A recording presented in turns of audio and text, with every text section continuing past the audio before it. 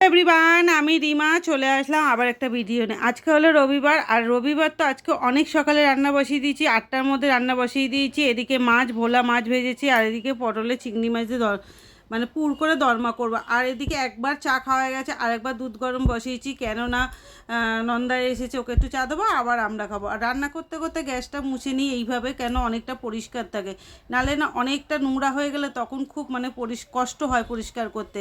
আর তোমাদের দাদাভাইকে বলেছে এটা নারকেল ছাড়িয়ে দিতে, যেহেতু চিংড়ি মাছে পুর করবো, নারকেল ছাড়া তো ভালো লাগে না, ওই জন্য নারকেলটা ছাড়িয়েছে। নারকেলটা দেখো কেমন হয়ে আসছিল, আর কদিন থাকলে নষ্ট হয়ে যেত।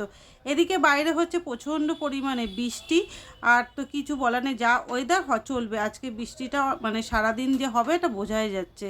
এদিকে চা বসিয়ে দিয়েছি, কাজের দিদির বাসন মাজা হয়ে গেছে, ওনাকে চা দেবো।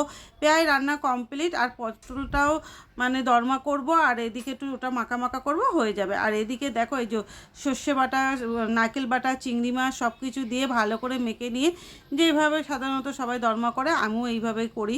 তা এটা মানে ভরে নিয়ে ভেজে তারপরে মাখা মাখা করে ঝোল করবো। চলো আজকের ভিডিওটা এইটুকুনি, ভালো লাগলে লাইক শেয়ার।